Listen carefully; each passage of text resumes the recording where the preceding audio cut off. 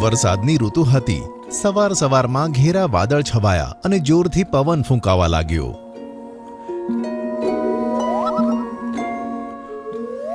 અરે વાહ, વરસાદ આવવાનો છે. હવે તો બહુ મજા આવશે. રામુ હાથી, શિયાળ, ઝરખ, મોન્ટુ વાંદરો, કાલુ રીંછ, ઝેબ્રા બધા ખુશ હતા. ત્યાં જ જોરથી વાદળ ગરજ્યા અને વરસાદ પડ્યો. યે, કેટલું ઠંડુ પાણી છે. જ્યાં એક બાજુ બધા જાનવર વરસાદની મજા માણતા હતા, ત્યાં બીજી બાજુ પક્ષીઓ માટે મુસીબત હતી. ટીનુ ચકલી તેના બચ્ચા સાથે આરામથી સૂતી હતી. ત્યાં જ એના માળામાં પાણી આવવા લાગ્યું. અરે, આ સવાર સવારમાં આટલું પાણી ક્યાંથી આવ્યું? તે બંને જાગ્યા અને જોયું તો વરસાદ પડતો હતો. ઉફ, આટલો ભારે વરસાદ! મારો માળો તો પાણીથી બહુ જલ્દી ભરાઈ રહ્યો છે. ઉડી જા મુન્ના.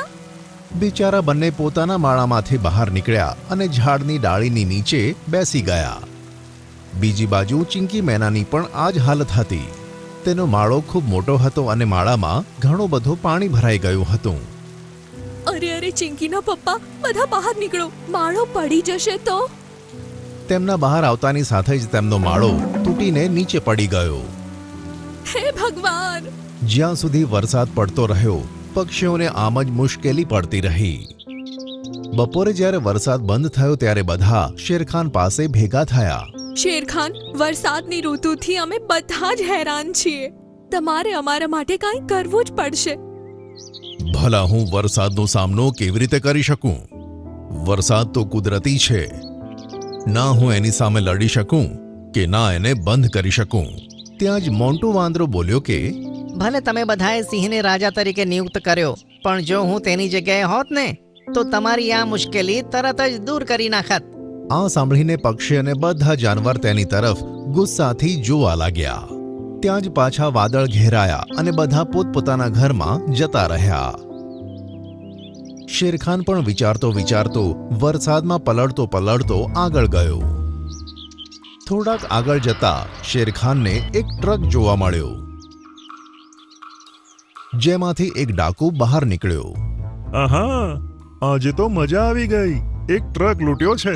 જરૂર એમાં મોંઘી આઈટમ હશે જેને વેચીને હું માલામાલ થઈ જઈશ. એ પહેલા એક શિકાર કરીને મારી પેટ પૂજા કરી લઉં. આ તો શિકાર કરવા માંગે છે. હું તેને મારા જંગલના એક પણ જાનવરને મારવા નહીં દઉં. અને શેરખાને તેની ઉપર તરાપ મારી અને તેને મારી નાખ્યો. શેરખાને પેટ ભરીને તેનું માંસ ખાધું અને ત્યાંથી જતો રહ્યો. ત્યાં જ મોન્ટુ વાંદરો ત્યાં આવ્યો. અરે, આ તો ટ્રક છે, પણ આ જંગલમાં અહીંયા શું કરે છે? તેણે કંઈક વિચાર્યું અને ટ્રકની અંદર જતો રહ્યો. ટ્રકમાં રહેલી હજારો છત્રીઓને જોઈને તેની આંખો તો ચમકવા લાગી. મોન્ટુ વાંદરો એક છત્રી લઈને જંગલ તરફ જતો રહ્યો. વરસાદ ખૂબ પડતો હતો અને પક્ષીઓ હજુ પણ હેરાન હતા. કેટલાક જાનવર ટીનુ ચકલીના ઝાડની નીચે ઊભા હતા. ટીનુ બહેન, તારો માળો પાણીથી ભરાઈ ગયો છે. આ પડવાનો છે. તેમાંથી બહાર નીકળી જા. ના, હું તેની અંદરથી નહીં નીકળું. મારા નીકળતા જ આ નીચે પડી જશે. એટલામાં મોન્ટુ વાંદરો આવ્યો અને બોલ્યો કે હેરાન થવાની કોઈ જરૂર નથી. મોન્ટુ વાંદરો આવી ગયો છે. આ વરસાદ મારા જંગલના પક્ષીઓનું કશું જ નહીં બગાડી શકે. મોન્ટુ વાંદરાએ છત્રી ખોલી અને ટીનુ ચકલીના માળાની ઉપર મૂકી દીધી. હવે પાણી બિલકુલ માળામાં આવતું ન હતું. ધીરે ધીરે પાણી માળામાંથી જતું રહ્યું અને બધા ખૂબ જ ખુશ થયા. અરે વાહ મોન્ટુ વાંદરા, આ કઈ જાદુઈ વસ્તુ લાવ્યો છે. તેણે તો વરસાદના પાણીને એકદમ રોકી દીધું. આને છત્રી કહે છે. આ જાદુ ફક્ત મારા જંગલના વાસીઓ માટે જ મેં શીખ્યું છે. હું દરરોજ મારા જાદુની શક્તિથી એક છત્રી લાવીશ અને એક એક કરીને બધા પક્ષીઓના માળા ઉપર આ છત્રી આવી જશે. મોન્ટુ વાંદરા, અમે ખોટા હતા.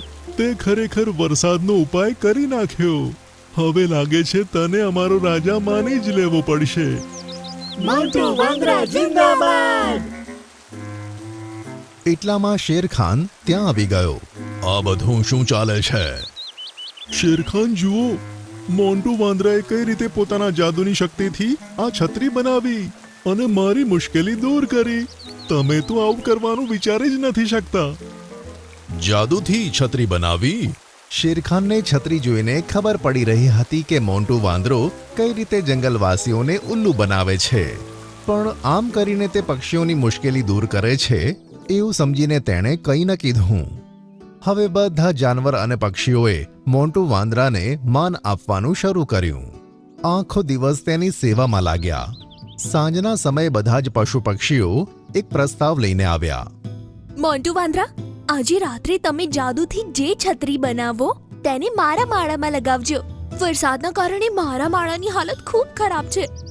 કેમ નહીં મેના, સવાર સુધી હું તારી મુશ્કેલી દૂર કરીશ. રાત્રે ઠીક 12 વાગે મોન્ટુ વાંદરો ટ્રક પાસે પહોંચી ગયો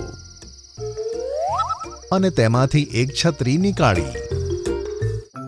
સવારે જ્યારે વરસાદ શરૂ થયો ત્યારે તે મેનાના માળા પાસે ગયો અને માળા ઉપર છત્રી લગાવી. મોન્ટુ વાંદરા રાજાની જય હો! મોન્ટુ વાંદરા રાજાની જય હો! મોન્ટુ વાંદરા રાજાની જય હો! મોન્ટુ વાંદરા રાજાની જય હો! શેરખાન ત્યાં જ ઊભો ઊભો આ જોતો હતો. આટલા બધા પક્ષીઓ હેરાન છે અને આ એક રાતમાં માત્ર એક જ છત્રી લાવે છે. આજે જોવું જ પડશે કે આ કયા જાદુની વાત કરે છે. તે રાત્રે શેરખાને મોન્ટુ વાંદરાનો પીછો કર્યો અને તેને ખબર પડી ગઈ કે મોન્ટુ વાંદરો ટ્રકમાંથી છત્રી ઉઠાવીને લાવે છે. આ જોઈ શેરખાન હસવા લાગે છે. બીજા દિવસે ભર વરસાદમાં મોન્ટુ વાંદરો એક છત્રી લઈને ઊભો હતો અને ઘણા પક્ષી તેની સામે ઊભા હતા. આ છે મારી મહાનતા. આજે હું બીજા એક પક્ષીની મુશ્કેલી દૂર કરવા જઈ રહ્યો છું. મોન્ટુ વાંદરા મહારાજ, આ છત્રી મને આપી દો. એટલામાં શેરખાન ત્યાં આવી ગયો. આજે ખાલી એક જ છત્રી નહીં મળે. મારા જંગલમાં જેટલા પણ પક્ષીઓ છે તે બધાના માળા ઉપર મારા તરફથી એક એક છત્રી લગાવવામાં આવશે. શેરખાન, શું તમે પણ મોન્ટુ વાંદરાની જેમ જાદુ શીખ્યા છો? રામુ હાથી, સામે આવ. થોડા દિવસો પહેલા એક ડાકુ ટ્રક લઈને જંગલમાં આવ્યો હતો. તે જંગલમાં જાનવરોનો શિકાર કરવા માટે બહાર નીકળ્યો. ત્યારે જ મેં એનો શિકાર કર્યો હતો અને હું જતો રહ્યો, પણ મને ખબર ન હતી તે ટ્રક છત્રીઓથી ભરેલી છે. પણ જ્યારે મોન્ટુ વાંદરો ત્યાં પહોંચ્યો ત્યારે તેણે ટ્રકમાંથી છત્રી ઉઠાવી અને તેને ટીનુના માળા પર લગાવી દીધી અને ખોટું બોલ્યો કે છત્રી પોતાના જાદુથી બનાવે છે, જેથી દરરોજ તેની જય જયકાર થાય. મોન્ટુ વાંદરા, તું જો ઈચ્છત તો એક જ દિવસમાં બધા પક્ષીઓની પરેશાની દૂર કરી શકતો હતો, પણ તે જે બધાને બેવકૂફ બનાવ્યા છે તે બિલકુલ ઠીક નથી. તને આની સજા જરૂર મળશે. ના, ત્યાં જ કાલુ રીંછ અને હરણે મોન્ટુ વાંદરાના બંને હાથ પકડ્યા અને સામેથી ગેંડો ભાગતો ભાગતો આવ્યો. ગેંડાએ મોન્ટુ વાંદરાને એવી તો ટક્કર મારી તે ખૂબ દૂર જઈને પડ્યો. ત્યાર પછી શેરખાને બધા પક્ષીઓના માળા ઉપર છત્રી લગાવડાવી. હવે વરસાદની મજા જંગલના બધા પક્ષીઓ પણ લેવા લાગ્યા અને તેમની મુશ્કેલી દૂર થઈ.